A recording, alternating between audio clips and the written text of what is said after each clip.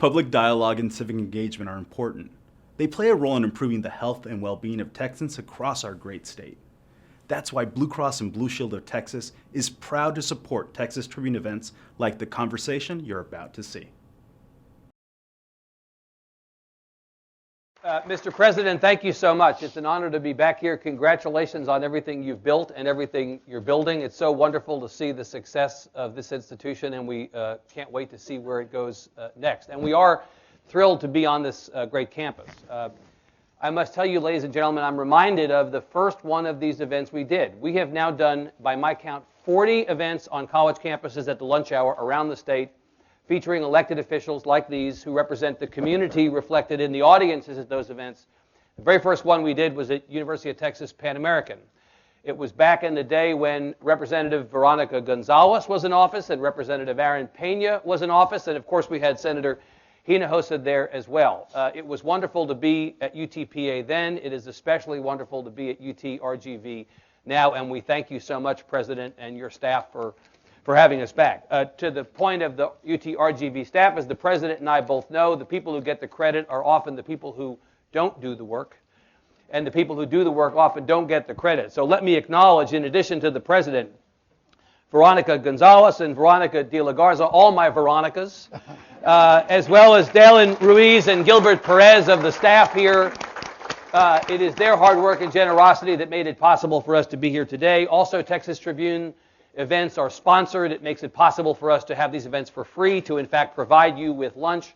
Our sponsors don't affect the content of the program or the choice of questions or topics, but they support the mission of the Tribune, which, as the President said, is to educate the public, all of you here and everybody around the state of Texas, about the big issues that affect all of us.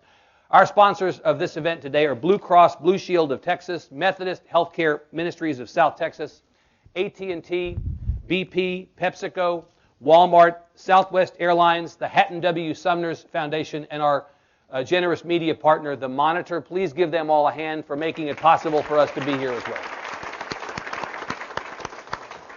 well. Let me ask you, if you're not a member of the Tribune, we encourage you to check us out and become one.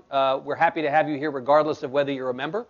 We're a nonpartisan, nonprofit digital news organization. Your support makes it possible for us to do the good work that we do.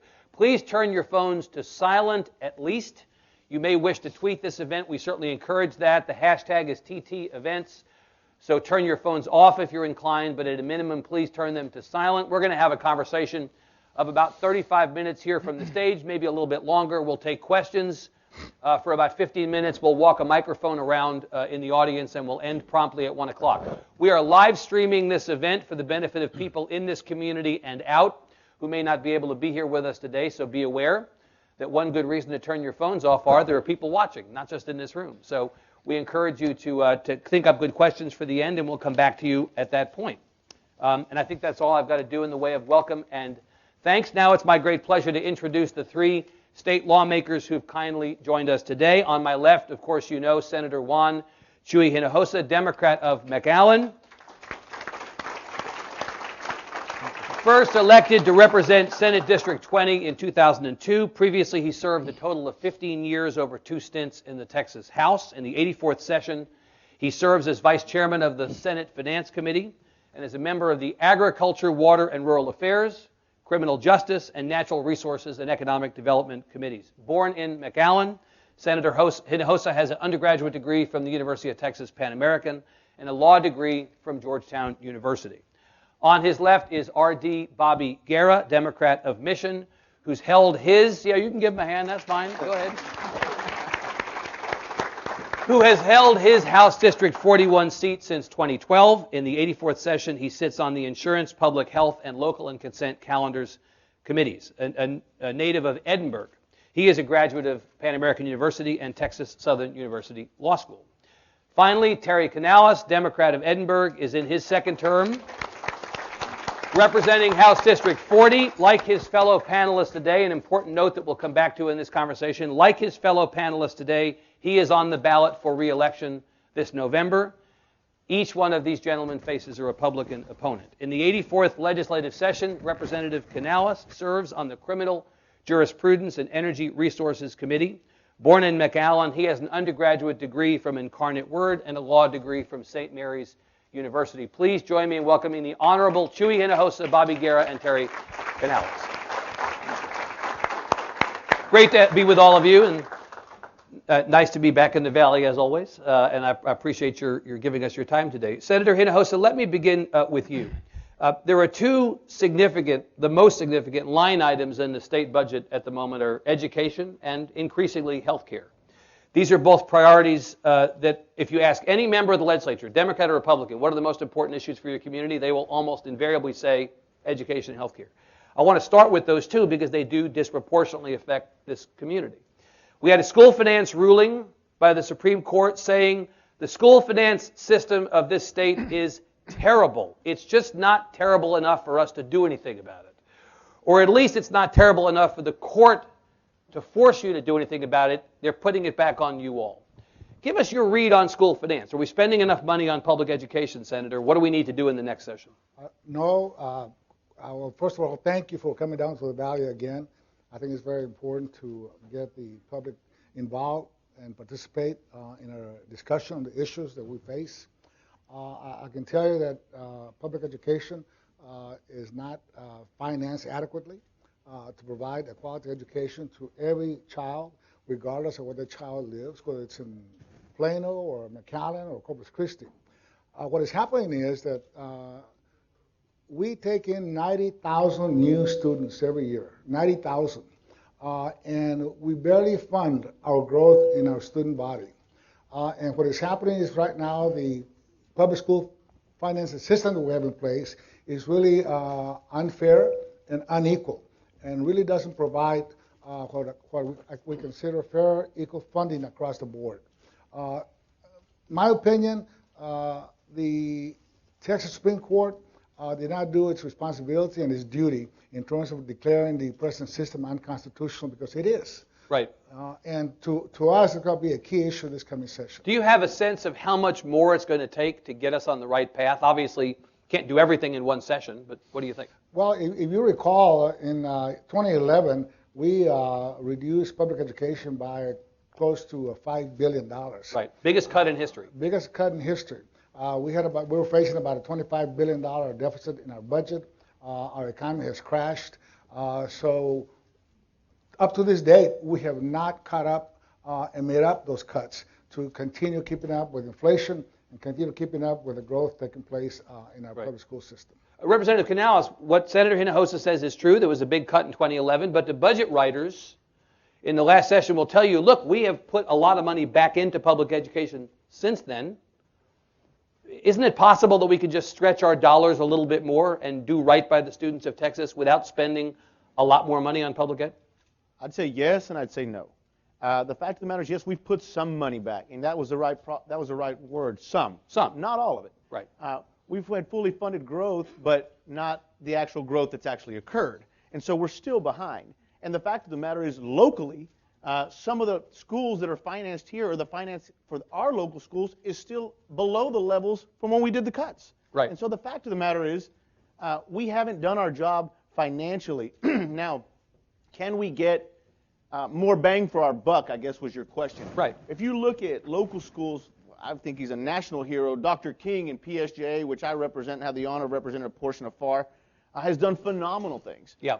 They had, I guess, graduation rates of 60-something%, now 90-something%. His anti-dropout or bringing kids back in, right. If you look at what he's done there with the budget that they have, he is a model. They're following him throughout the United States. And so if you look at recently, I was raised in a little town called Fremont. Fremont School was on the verge of collapse. We brought that school back. It is now reworked. And so can we rework and can we be innovative when it comes to our tax dollars? Right. Absolutely. But have we done enough financially? We've done dismally. Right. Representative Garrett, to reframe the question I asked Representative Canales, there are people who will say to you, money is not everything. If money truly was everything, there are states in this country that spend more per student on public education than Texas, but their performance is nothing to write home about. And in fact, Danny King, the famous superintendent of FAR San Juan Alamo, may be the best evidence for that line of argument. He hasn't suddenly discovered money that nobody else has. He's made the money that he receives, which may well be inadequate, go a lot farther, and he's produced amazing results. What am I missing here? Well, let me echo Senator Hinojosa and Representative Canales with their sentiments.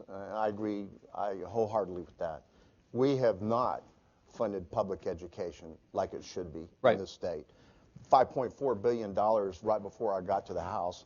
That was appalling. And that was one of the reasons one of the many reasons I ran for state representative. But I will say this much. When we do have stars like Daniel King, and I refer to him as a star because that's what he is, we can learn a lot from that. There's no question. Yeah. But I can say that, as an example, the McAllen School District, Edinburg School District, and the rest of the districts, school districts I represent in my particular House district are trying their very best, but they don't have enough resources. Yep. And also making teachers teach the test instead of being able to teach, Yep. that. Well, Representative Guerra, there was a move to reduce the number of end-of-course exams, standardized tests, not this last session, but the previous session, and you took it down from 15 to 5. Are you suggesting that the legislature should come in and take that 5 down further, or maybe to 0? Well, I think we need to seriously study that, but I think that the teachers are having to teach a test continually. Yeah. It's improved, but we've Right. got to do more about that. And my mother was a principal. Yeah. And, education is important to me. My sister-in-law is the superintendent of South Texas Independent School District, Marla. And of course, education is a big deal in my family. There's no question about that. But again, we have so much more to do. Yeah. I will say this much. Before the last session, Chairman Jimmy Don Acat of the Public Ed Committee. That's right. He put together an ad hoc committee. It was not a formal committee. And so we didn't have formal hearings, but I went to Austin several times, and he chose me to represent the Rio Grande Valley. And it was very disheartening, but also enlightening. Disheartening when I found out that we have been operating, as an example, our transportation in public schools, mid-1980 figures, ladies and gentlemen. Right. That's where we're operating off of. We didn't even have the internet then. And so I have a real difficult time with that, and our school districts having a hard time trying to transport these kids back and forth. So we have general agreement from the panel that we need more money for public education. Let me ask Senator Hinojosa, in your capacity as the Vice Chairman of the Finance Committee, somebody who understands the budget as well as anybody in the legislature, where's the money going to come from? You all had more money at the beginning of last session than you may have ever had to spend in a 2-year biennium, right, in a 2-year budget cycle in the history of this state. The price of oil 2 years ago was about $100. Price of oil last year was about $60. Price of oil today is about $40. You are going to have less money to spend next session than this session. Assuming everybody were to agree with you that we need to spend more on public education, where are you going to get it from? What are you not going to spend money on? Well, first of all, the real problem with public education is the uneven funding that we have across the board. Before we talk about new money, you would redraw the lines around the existing money. Well, we have to. Because there are a lot of changes taking place in public education in terms of what's happening in the economy. We try to give more options to our students to be able to get skills and be employable when they graduate. Yeah. So we're doing those changes. Last session, our budget was about $210 billion. Right. And quite frankly, we're way below the spending cap. So we left a cushion of close to $5 billion. Yeah. And of course, the price of oil has collapsed from over $100 per barrel to probably about $30+ per barrel. We still have a cushion of about $1.5 billion left in our budget. But also we have about $11 billion in our rainy day fund. It doesn't mean we're just going to throw money at the problem. We have to come back and look at the system we have in place, because quite frankly, I don't think we're paying our teachers enough. And we need to make sure that our schools are using the monies that we appropriate wisely. But along with that, you got to remember that our public school system is very much supported by local property taxes. So when the state doesn't do its share and responsibility in funding our public school system, that cost is pushed to our local property taxpayers. Right. So for us, public education has to be a priority. Of all the issues and all the responsibilities of state government, education is one of the first priorities that we need to have in place. Otherwise, our democracy will not work. Otherwise, our economy will fall apart. Otherwise, we will no longer exist as a society. But Representative Canales, just at the moment that correctly Senator Hinojosa says that the responsibility for funding public ed is shifting to some degree from the state, which is not willing to spend what it needs, to local property taxpayers, the legislature comes in last session and engineers a reduction in property taxes through an increase in the homestead exemption. I mean, the fact is, exactly at the time that we're talking about needing more money for public education, we're also talking about cutting taxes. Correct. And so schools are getting it coming and going here. So we did reduce property taxes last session. That is Right. correct. Now, what I want to talk to you about is, you asked, where are we going to get the money? Yeah. Well, one of the interesting things in the Rio Grande Valley, aside from the rest of the state of Texas, is that while oil and gas prices dropped, our sales taxes, or our sales tax revenue was still up. So there's something interesting to be said about what's coming here, what's happening here. Mexico buys a lot of our product. Yeah. The fact that we neighbor Mexico, and so what's interesting, I think the state of Texas should stand up and take notice, is that the Rio Grande Valley is an economic engine that needs to be invested in. So goes the Rio Grande Valley, so goes Texas. Right, but you said you were going to tell me where the money going to come from. Well, where's the money going to come from? A portion of that money will come from revenue that we generate through sales tax. Right. A portion of that money will come from the energy and the economic driving force that is Mexico. We need to invest in what is actually making money. And another thing that we talked about was oil and gas and dropping. Yeah. We need to see and invest in the renewable resources that exist, and not only that, there's a turn side to the industry. As sitting on the Energy Committee, which obviously regulates oil and gas and the energy resources in Texas, we also see that we've got a cleanup problem. And cleanup creates jobs. And so we could actually create a driving economic force by actually coming back and looking what we've done with energy on the reverse side, which is the cleanup side. There's a lot of things that we can do to revamp our economy by looking what we've done, where we've been, and where we're going. Okay. Representative Guerra, where do you come down on this question of new money versus spending the money we have now better? How are we going to find those additional dollars? Well, quite frankly, I think that this next session, we really, really need to study that issue. It's quite complex, there's no question. Yeah. You're exactly right. I mean, where is it going to come from? And you agree we'll have less money to spend in this next budget? Oh, there's no question. I Right. mean, remember the will of the House when I serve in the House, and really the will of the legislature has been to cut, and there's no question. I was one of the champions. I co-authored the franchise tax cut. Right. I thought that needed to happen. Taxpayers needed a relief in that regard. There's no question.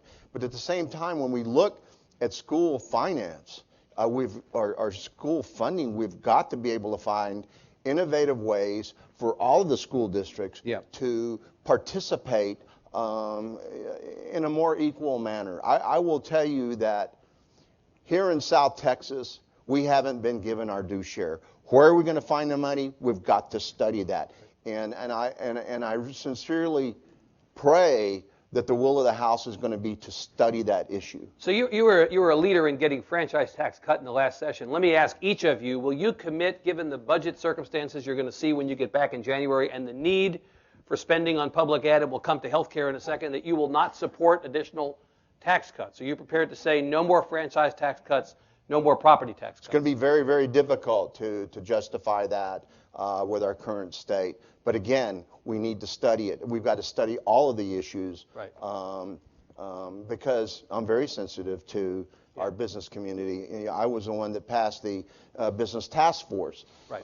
And the governor, the lieutenant governor, and the speaker all appoint members to the special business task force to study issues that are affecting small business. So there's no question, but we do have to study it. Senator, will you commit to no tax cuts? Let me tell you what I'm going to tell you. Let me respond.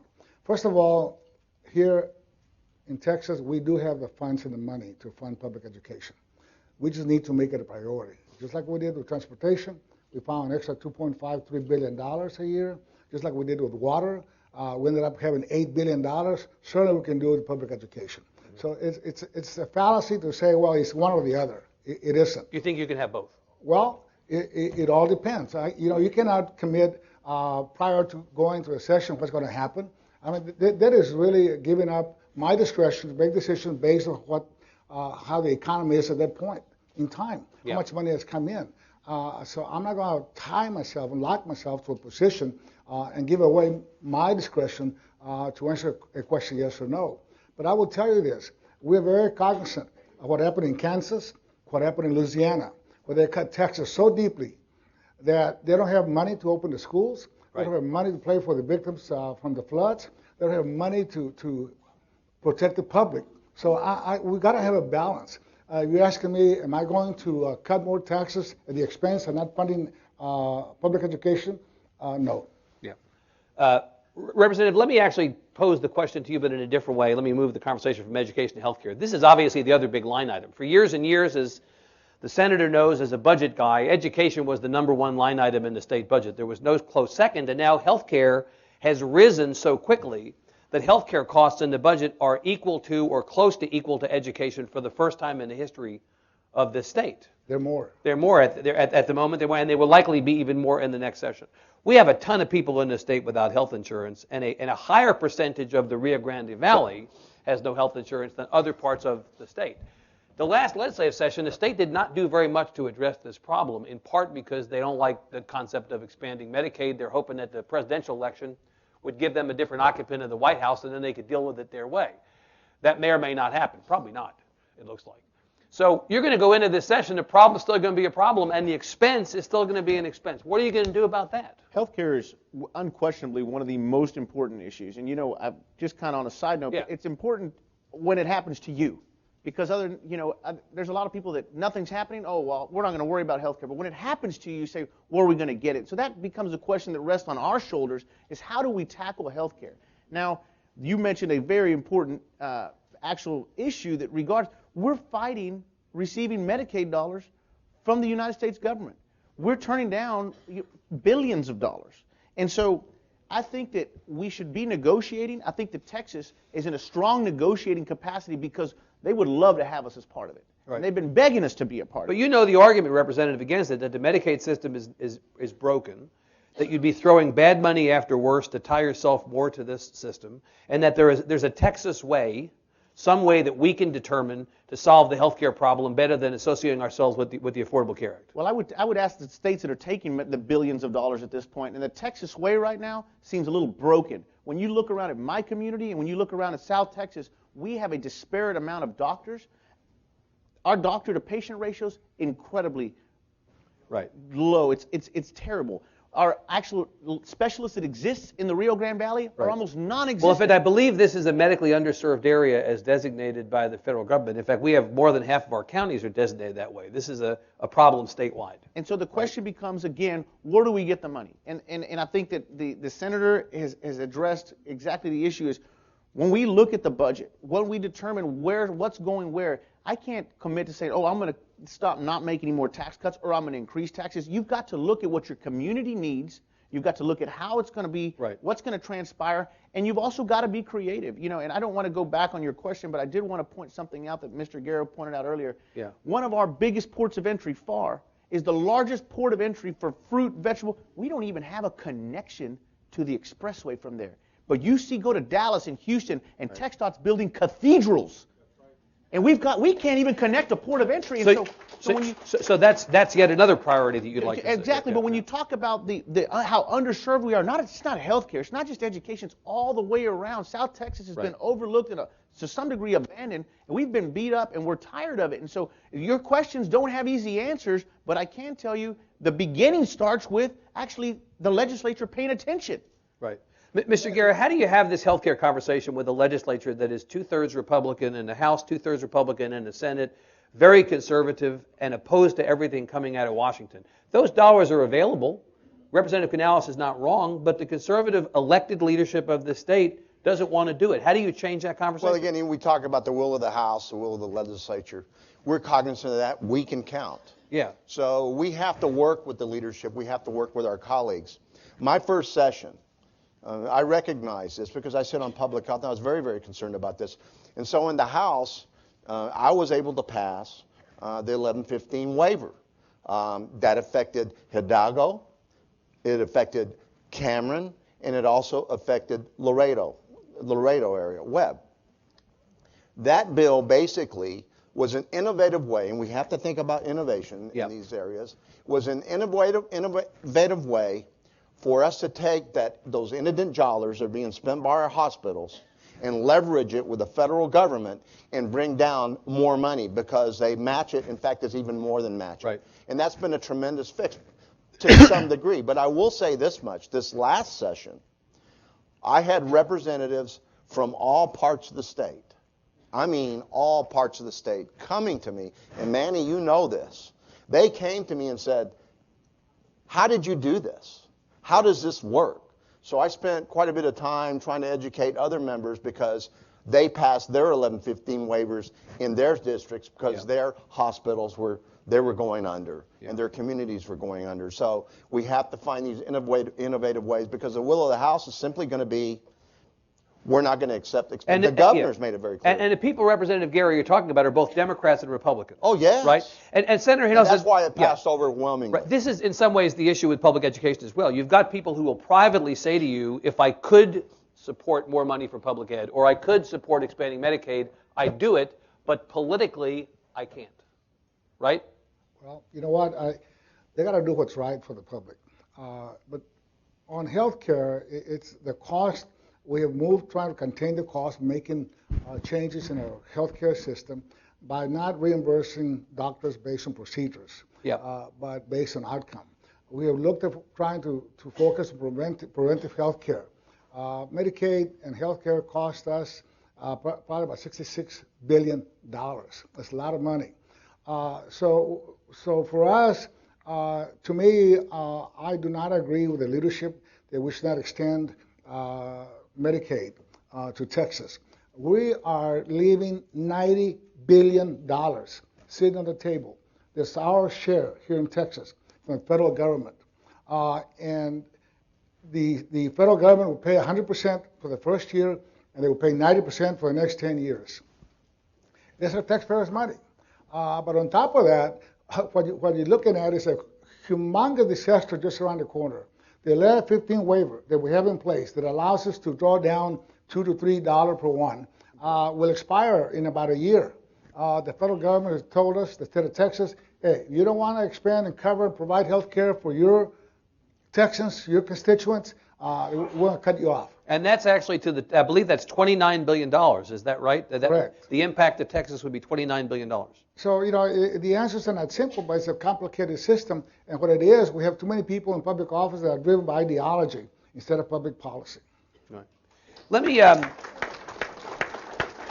want to come back to ideology and come back to having your voice heard a little bit toward the back end of this conversation. Let me ask each of you, beginning with Representative Canales, healthcare and education are the big issues in the budget, we said, but there are other very big issues.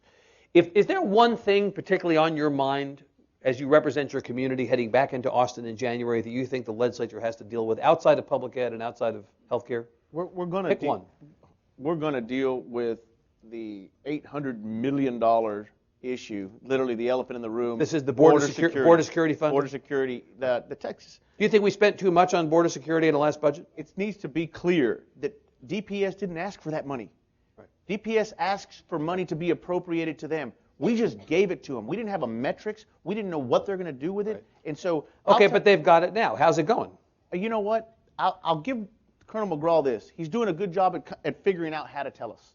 They're starting. Right. But the fact of the matter is, we don't know. We don't know, and we haven't known. And I'll tell you that the communities that I've seen, and we won border security, there's no question. But at what cost? And I think that we owe it to the taxpayer. We owe it to the state of Texas to say, this is the problem, this is how we're going to address it, this is what we're going to spend on it. We don't just, like you said, and you've used the phrase, throw money at the problem. That's exactly what we did, but we don't know what they're doing with it. If you want to go back and reopen this question of what we should be spending on border security, do you think we have to question whether there's a need for additional boots on the ground to begin with? There's a conversation to be had about whether, in fact, the communities, if when Austin talks about the border, Austin makes the border sound like a war zone. You come down to the border says, look, our cities are safe. The situation has been exaggerated by people who don't come down to the border. Maybe we should be asking ourselves if we need to be having this conversation at all. Evan, let me tell you that when we brought representatives down here that thought this was a war zone. I had a representative ask me when I took him to the FAR bridge, do I need a bulletproof vest? And I said, you might need one from me because wanna you tell keep us on what- with that. You want to tell us which representative that was? No, I Just won't look right do- into the camera. I won't do that, but I will right. tell you that it's nonsense. It's nonsense. We've been painted as something it's not. I'll tell you what, I wouldn't raise my family any other place in the world. This is the best place. And to call my home a war zone or a third world country, those are fighting words. So you're back on border security. Representative Guerra, what is the issue? What is it on your mind right now as far as an issue that you think the legislature needs to take up next session? Well, you asked about the $800 million that was spent. I have real issues with the National Guard. With the National Guard? Yes, because they can't arrest anybody. And as a practical matter, I'm all for empowering our local law enforcement, our sheriff's departments, our police departments. Right. Yes, indeed, with more money. Indeed, I have, because, at the end of the day, we need to be conscious of these things. But when we have the National Guard on the border sending the wrong message throughout the country, I talk to some of these mayors and they tell me, our bond ratings are being affected because these insurance companies and these people that fund these bonds, they're concerned about what's going on down here when we're trying to bring industry down here. And so it's been a real adverse effect in that regard. So I've got real issues with the National Guard. But I will say that I saw the $800 million was going to come. Yeah. I saw the will of the House. Again, I can count. So what I did was I made sure that we found ways that we were able to empower our sheriff departments, our police departments, Sheriff Guerra, Victor Rodriguez, the police department, Edinburgh's police department, to make sure that if indeed this was going to happen, that they were given further resources. And I'm happy to say that there was an intelligence center that was created, that all law enforcement can come in and instead of stepping on each other, work together cohesively in the Rio Grande Valley. Right. That's been a tremendous success, and it's going to continue to be. And so I knew it was coming. I wasn't crazy about spending that kind of money on it, but let's see if it's going to come. Right. Let's see what I can bring to my district, to the Rio Grande Valley, and that's what we tried to do. Before we go to Senator Hinojosa, so you've both mentioned border security, and let's acknowledge that there is an economic benefit, economic development benefit to that money coming down to the border. Even if you disagree with the policy, they're spending money in your hotels, eating money in your restaurants, right? The people who are coming down here to work are providing an economic benefit to the community. But the reality is, even if you oppose this, you don't have the votes to stop the people in the majority from doing this again if they want to, right? In fact, I tell you that I would assume that they're going to try to out-conservative the last legislature and give them more. They may get more. Well, if I may, Please. just real quick on that issue, because one of the things that we did was try to spend the money in a smart way. That's right. We created a Texas Ranger company, 22 new Texas Rangers, just focused on the border to investigate public corruption. Okay, it's a focus we had, so we did that. In addition to that, we hired and created 19 new game wardens to be able to deal and fight human trafficking in our ranches and farmlands, because most of the human trafficking takes place through the ranches and backwaterways. So we did try to focus and try to make good use of that money. We have a gang intelligence center, so that we can cooperate, coordinate among the different police departments here in the valley, so that Mission knows what McAllen is doing, McAllen knows what Westwood is doing, and provide for public safety. Leaving that alone. You asked what are the priorities for us this coming session. For me, it's the medical school, to make sure that we continue funding the medical school and continue funding this growth. Yeah. And the reason for that, the medical school will transform the valley. And the way it'll do it is we will provide more access to health care. We'll have a lot more doctors who will stay here to take care of medical underserved area. Yep. But in addition to that, it'll create thousands of new jobs, attract a lot of health-related businesses, bring in research money, and more important, if you look into the future, we will have a multi-billion-dollar medical complex here. Yep. It's just like we have in Northwest San Antonio. So for us, it's extremely important. It's going to be a priority. Do you have any reason to think that the legislature will turn away from supporting the medical school? No, it will not, but it's a fight. You have a medical school out of Austin, you have other medical schools in Houston, medical school in Galveston, in Right. El Paso, So it's always competition. Right. Dollars are in competition. But we don't open a medical school and then walk away from it. Yeah. We don't do that. It's just a matter of how much funding Right. is available. But the second issue to me is student debt and tuition. Perfect. For me, in 2003, there was legislation deregulated tuition. I voted against it. And the reason for that is because by deregulating tuition, it's a backdoor tax on middle-class families. Yep. If you're poor, you get financial aid. If you're wealthy, you don't need financial aid. But what happened then, the legislature, us, we had to fight this, continue to decrease the amount of funding for higher education, which is wrong. To us, and for me, the legislature, higher education should always be a priority. Here in the Rio Grande Valley, Pan American University, now UTRGV, has created a middle class that allowed the valley to grow and expand its economy. It has had a tremendous positive impact on us here in South Texas. So for me, it's continuing funding for higher education, finding a way to at least have some controls, parameters on student tuition. But of course, you bring up a really important point, Senator, that in fact the state's contribution to higher ed funding has decreased over time. And yet, and this is a problem being litigated right now, when the universities come back to the legislature and they say, we'd like to have a modest increase in tuition because the growth you talked about in public ed is also happening in higher ed, we need a little bit of additional money to keep up with growth and with the cost of producing quality higher ed.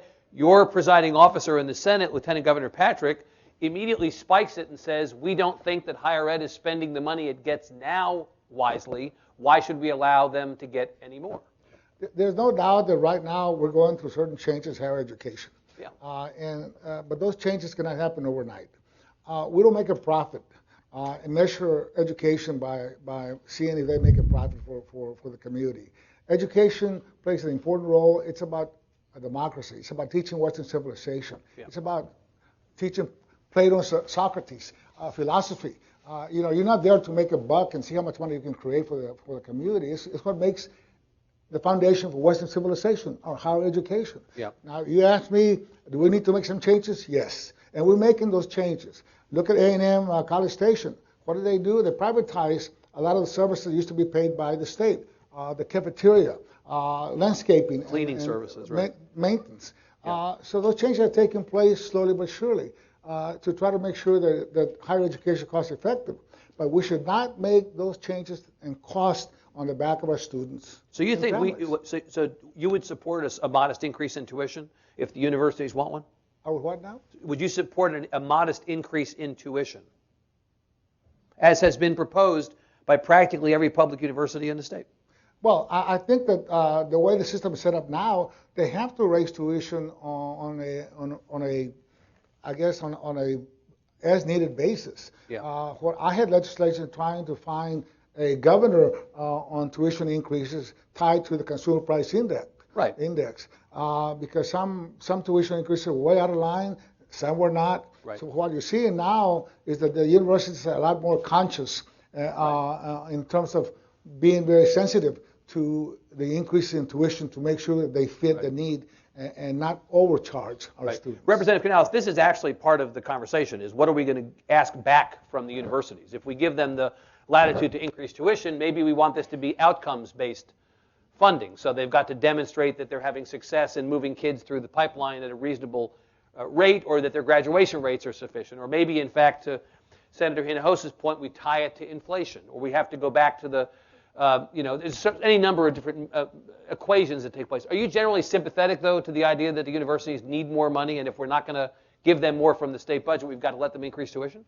I can tell you that I can look back at what I paid to go to college, and I can look at what college rates are now. I've never, in my life, college tuition has never gone down. It's become a more expensive and more expensive venture. Right. So no matter how you look at it, when you say the cost of inflation, the price of doing business goes up every single day. And so I won't venture into saying I know how to run a university, but I can tell you that everything that I buy as a consumer goes up, and so college prices go up. Right. And so that's the fact. That's the world that we live in, unfortunately. And now, can we do something to regulate or say where it's only going to be tied, you can only go up so much, I think that that's probably not a bad venture to engage in either. But the dialogue needs to be commenced. We also need to make sure that college is affordable for everyone. And we need to have venues or avenues so that people who can't afford college can go. I mean, the latest talk from the lieutenant governor is absolutely absurd. I mean, what we're hearing now is that we're going to basically eliminate grants for people who can't afford to go to school. Right. And so there's probably a large amount of people sitting in this room that got grants. And so when you look at how many hundreds of thousands of people would be affected, so when you talk about raising tuition, you also need to talk about what avenues are there for the people that, even if you raised, there's some people that can't afford tuition right now. Right. And so it doesn't matter how much you raised it. Yeah. So the avenues need to be available for the people who can't afford it, regardless of what the rate is. You know, Representative Guerra, one of the things that's undeniably true about higher ed is that there's not one answer for everybody, right? Representative Canales alluded to this. There are people who want to go to four-year publics. There are people who go to privates. Half the higher ed enrollment in the state is in community colleges. You know, we often don't talk about community colleges in a higher ed conversation, but actually community colleges are the dominant place for many people to go on after high school to get further education. What's the right way to think about this higher ed funding thing? Because again, you could put more money into public ed, you could put more money into healthcare, you could put more money into higher ed. Eventually, or quickly, you're going to run out of the money you have available to you. So what do you do? Well, there's a lot of truth to that, no question. But I think we also need to find innovative ways. My hat's off to what Mission Economic Development Corporation is doing over there. I really, Alex Mead came to me last session and said, we got to do something about computer coding because these kids can get out of high school and make $45,000 to $50,000 a year right out of high school if they're trained properly.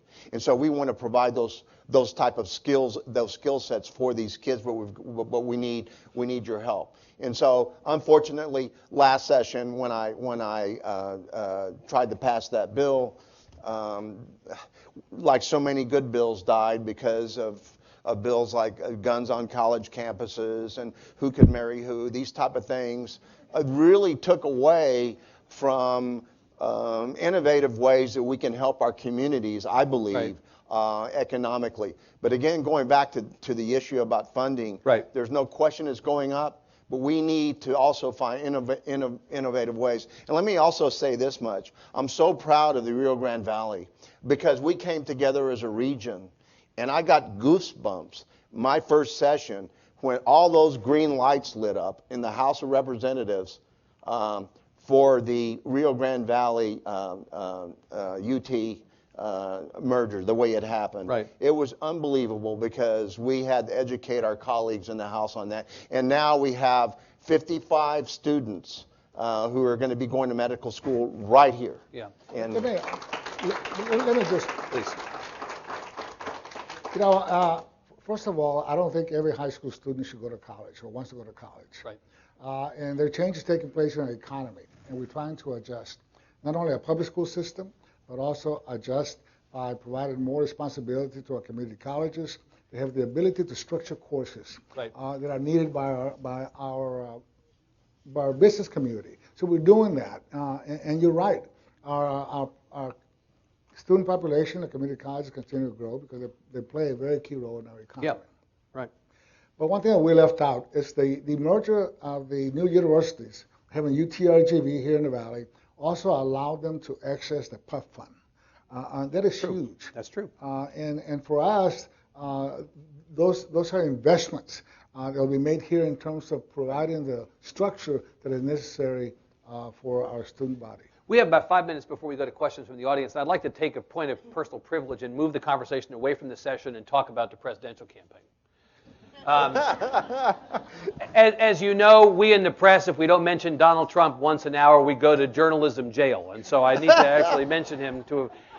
Look, Representative Guerra made a very interesting point. You know, there were a lot of things that came up in the last session that got ahead in line of things that you wanted to get done. The reality is, Representative Guerra, Canales, Senator Hinojosa, the legislature is going to look materially no different in the next session than it did this last session. If you like what you got last session, wait. You're going to get the same thing. Senate's going to be almost exactly the same. There'll be some puts and takes in the House, but basically it's going to be nearly 2/3 Republican in the Senate, nearly 2/3 Republican in the House. Not much is going to change. You three are running again for office. You all have Republican opponents, as I mentioned. No offense to those opponents. You're going to win. An asteroid would have to fall and kill all three of you. And then you might still win, actually. And the reason is we don't have competitive elections in this state. Districts are either D or R by and large. There's very little change.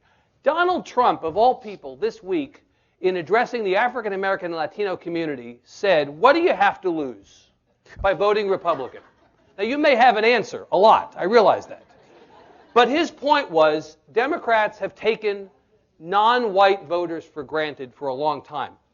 Former colleague Aaron Pena in the House, when he switched parties, made a version of the same argument, that the Democrats are just assuming that Hispanics are going to vote for them. Maybe actually having a little competition in elections isn't a bad thing. Can you tell me why it's a good idea for the same party and the same people to be returned to office over and over in terms of the results produced for the Valley and the rest of the state? Is Donald Trump right, Senator Hinojosa? Is that enough of a softball for you? Does Donald Trump have a point? Well, I think, quite frankly, that both parties have taken advantage of a lot of minority groups in terms of taking their vote for granted. Throughout history, if you look what's happening, our government has discriminated against African Americans, discriminated against Hispanics, discriminated against women, discriminated against gay. So who's next? So yes, my approach to government is very simple. I am not a partisan guy. I'm not doing vote public policy. I'm going to vote what I think is right. I don't care if you're Republican or Democrat. If this is the best thing to do for my community, I'm going to do it. And you'll work with both sides. I work with whoever get the job done. Right. I try to solve problems. But what is happening right now, we have lost our civil discourse and discussion of issues. Every issue that we discuss is politicized to the point you cannot talk about it in terms of merit, in terms of public policy, in terms of what's best for the community. It's all across the board. With all due respect, Donald Trump, in my opinion, will be a disaster for this country. Yes, obviously the Democratic Party have been times to take advantage and for granted the Hispanics and African Americans, but so have the Republicans. Both parties are guilty of that. Right. My point is that you don't have someone be as hostile and as anti-Hispanic as Trump has been, anti-women as Trump has been, and say, well, okay, I'm going to go ahead and vote for him because I want to change. Right. It just doesn't happen. Yeah, it's hard to get votes when it's what's the old expression? You can't call me ugly for the entire year and then ask me to the prom, right? That's kind of what's going on here. Representative Guerra, do you understand the thought process here is, competition has disappeared from most elections in Texas, and I'm just wondering if you feel like, having been in a fairly partisan Texas House, that actually there needs to be more conversation, more cross-pollination of ideas than actually exists. Well, let me just say this much. I don't ever take anything for granted. And I'll say that right up front. Right. And I will say that it's important that we all come together because, quite frankly, in the House of Representatives, you don't see me on the back microphone very much. I think you'll agree with me. I was about to say, who are you talking? Look at him when you say that, actually.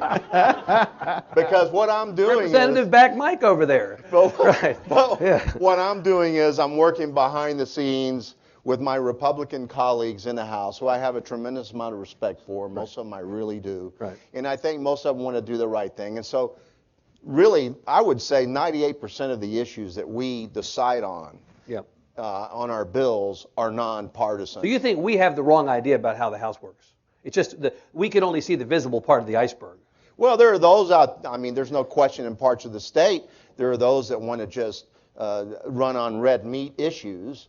And I get frustrated because we only have 140 days every other year for a session to do things. In fact, you really can't even do things for the first 60 days except honor the Little League from far, right? Well, I mean, you basically only have 80 days. Well, that's exactly right. And when I see us digress on issues that I consider red meat instead of real issues like transportation, You know, here in the Rio Grande Valley, you heard Representative Canales talk about that. There's no question.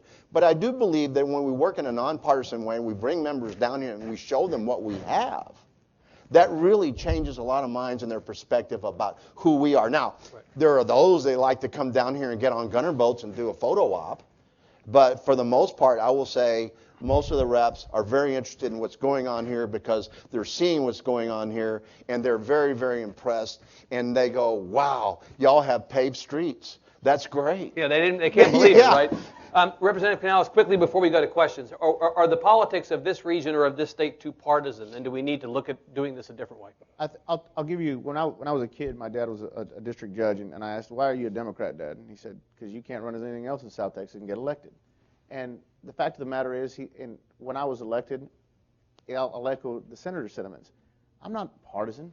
What we do is we vote our conscience. We vote what's right for the community. We do what's right. And when I'll tell you, and I'll echo Representative Guerra's sentiments, a lot of people want to see the theatrics of the legislature. They want to see the dog and pony show. But at the end of the day, you'd be surprised who's sitting at the same dinner table together. You'd be surprised that most of these people, but going back to what Senator Hinojosa said, oftentimes logic and what's best for the community on the other side of the aisle gives way to ideology. And so what we don't think Democrats are as guilty of that? I think we can. I won't say the word.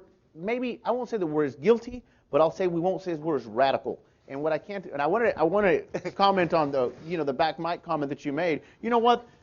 As a matter of a tactician and what we do as a caucus, that's something we talk about. How do you stop bills? Well, you get up there and you talk. And so we did a good job of stopping a lot of bills by talking a lot. Well, there's no question that you have a strong point of view, and it is absolutely visible during the session. Let's move to questions, if you don't mind. I want to be sure that we use our time. Do we have a microphone to circulate? So I'm going to ask that you stand up and use your outside voice. We're going to respond. Oh, we have a microphone. Okay, never mind. Still use your outside voice. We will take as many questions as time permit. If you ask me about the healthcare district, my response is going to be, that's not a legislative issue. But you're welcome to ask. I've been warned. Go ahead, sir, right here. Can you answer this question? My name is Richard Montejoca, and I live in Edinburg. One of the things that I think is extremely important is taxes in reference to education. 50% of the local taxes that we pay is for education. I have at least 3 different educational systems that I pay tax to. Right. Can you, as legislators, figure out some way to consolidate those so that I've got 3 superintendents, I've got 3 administrations, I've got a variety of things like this. I think those are the things that you can do to help us improve. You want to consolidate school districts or consolidate taxes? No, consolidate the system. The education system, you're all talking about improving, and the only answer you have, or the only solution you have, is adding more money. Utilize the money that we have better. Let's give him an opportunity to answer. Yes, Senator. I agree with you in that we have a lot of bond issues. We have county bond issues. We have all different separate school district bond issues. We have city bond issues, county bond issues, community college bond issues, and we in the legislature understand that.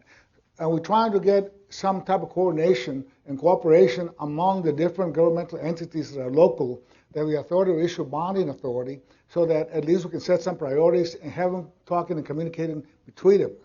We understand the problem, and we're trying to focus on that. I don't know what the answer is, but we're trying to get that conversation going. Representative, go ahead. I feel your pain. My wife's in here somewhere, and when tax season comes around, I get a card from someone. She says, "Didn't we pay those?" Well, that's another water district, and so I understand what you're paying. The solution, I think, and you're asking somebody who's been in the House 2 sessions.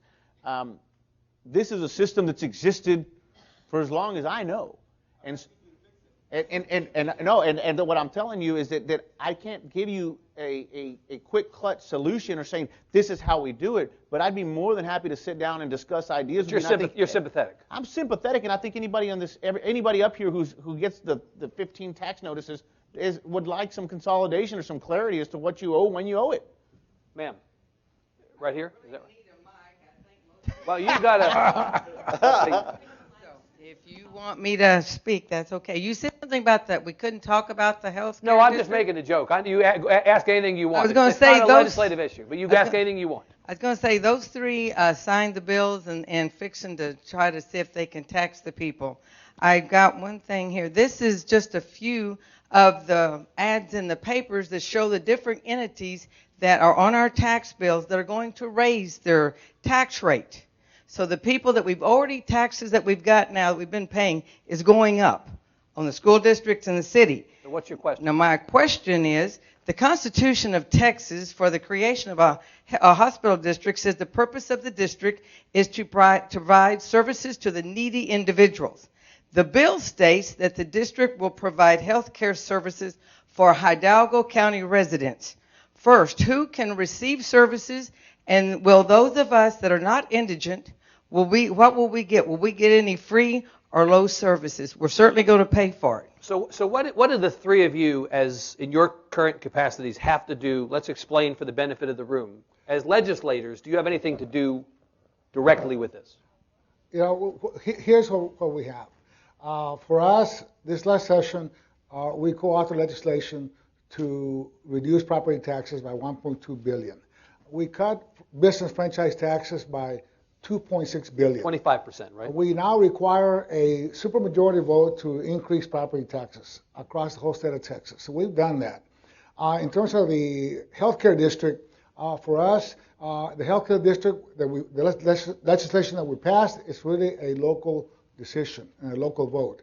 But what happens is we change the legislation so it's tax neutral. Okay? And if we don't have a health district, the health district we cannot draw matching funds from the federal government. This is the only way we can stabilize property taxes, because otherwise the full burden of indigent care will fall on the local property taxpayers. Number two, a healthcare district goes hand in hand with a medical school.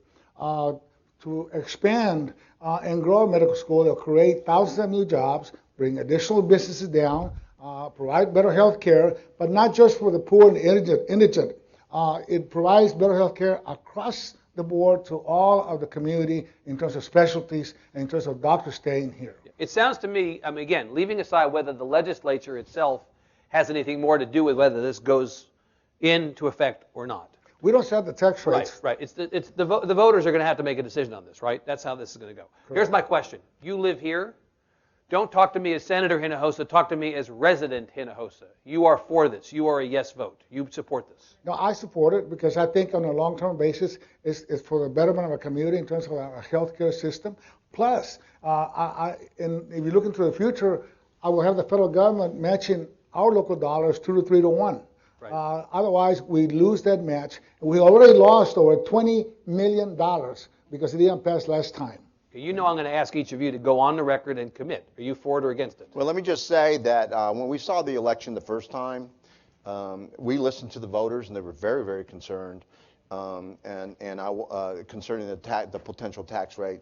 So we got together and made sure that we reduced it substantially from 75 cents, which is the rest of the state of Texas, each county, to 25 cents. And in addition, and let me echo this, Senator Hinojosa made a comment.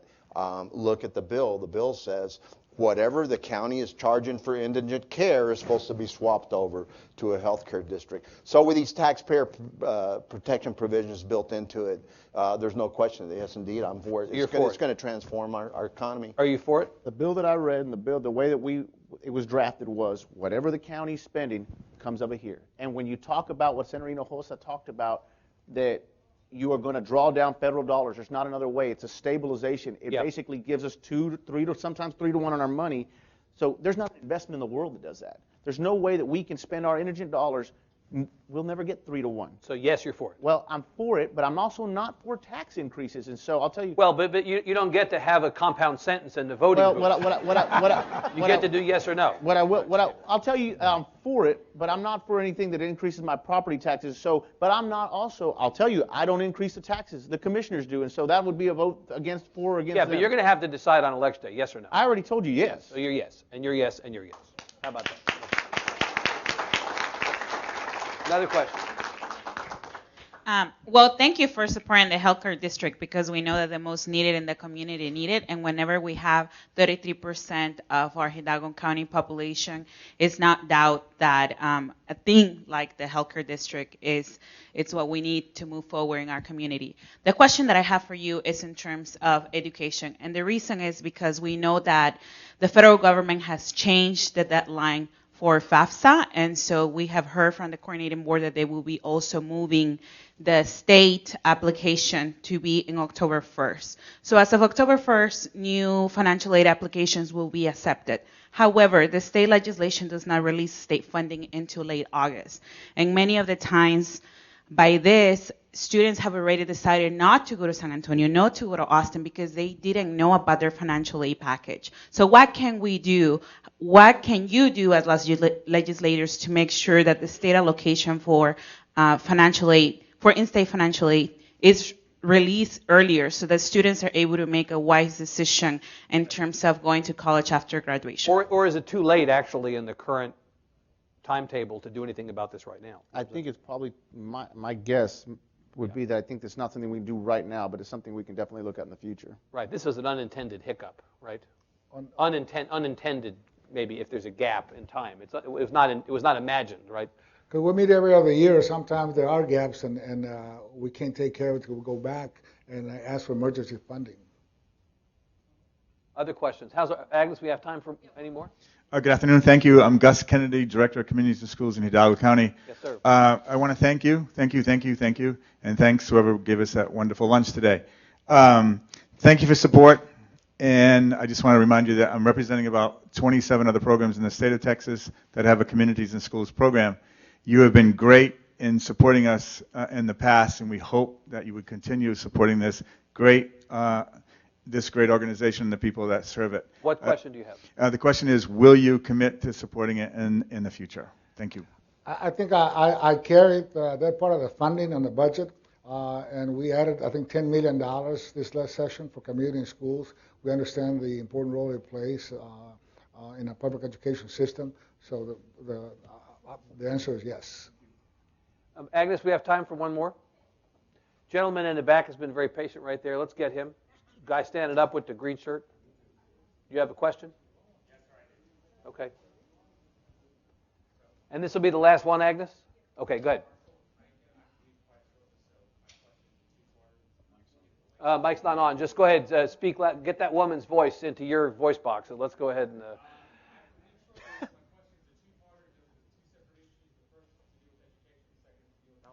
I can only give you one. Oh, shoot. Okay, well, here's the first one. Since the healthcare district was voted down the first time, as I understood it, you guys were saying that you had listened to the voters, you looked at the property taxes, and you had said, hey, they don't want that high of a tax, so we should raise it. Isn't a no just a no? They didn't say no to the property tax unless you shrink it by 10 cents. A no is a no is a no. So my question is, if we're going to have this, and you're going to say we listen to the voters, doesn't that mean that a no is a no, regardless of personal preference and maybe benefit to the valley long term? The question is, if the community said no to the healthcare district the first time, why didn't you take no for an answer? Well, it's not us. Is that a fair synopsis of the question? Why didn't you take no for an answer? The fact of the matter is, as Senator also said, that's a local issue. And what we did was build in taxpayer protection. Please let him answer. Let's be respectful. And so the bottom line is that we're not the ones making that decision. Well, here's what it is. You know, it's like President Nixon when he ran for president and lost. He came back and ran a second time and won. Right. Okay, so the headline in the Monitor tomorrow should be, "The healthcare district is Richard Nixon." Is that a good place to end? No, but here's the reality of the situation. Right. We were asked by those who were criticizing the first time around to make certain changes in the legislation. We listened, we made those changes, and made it in place all type of taxpayer protections on the healthcare district legislation than any other district in the state of Texas. So at the end of the day, though, the up or down, the no, will be back on the folks in this room and not in this room. And if they don't want it, they can vote no, right? That's what it is. But and I'll add to that is that it's easy to say a no's a no, but what you can say is these are not the exact same bills. One, and they do create somewhat of the same entity.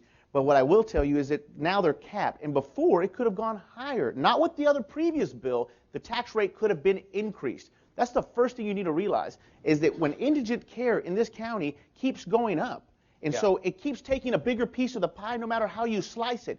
In this instance, it's capped. And so what this bill does is it caps it. You can't tell me it doesn't. Hold on. Indigent care, the price of indigent care rises every single year. That's a fact. And what this does is it says it's relegated to this, and it allows you to get a return on your money, which is 2, sometimes 3 to 1, depending on how the federal government handles it. I think we're probably at a point now where we're going to need to, in deference to time and the fact that I want to get out of here before a riot breaks out, I'm going to thank President Bailey, all my Veronicas, everybody else associated with the UT-RGV staff. Thank Representative Canales, Representative Guerra, Senator Hinojosa, and all of you for coming. We'll see you again back in the Valley. Thank you very much. Thank you. I really enjoyed it.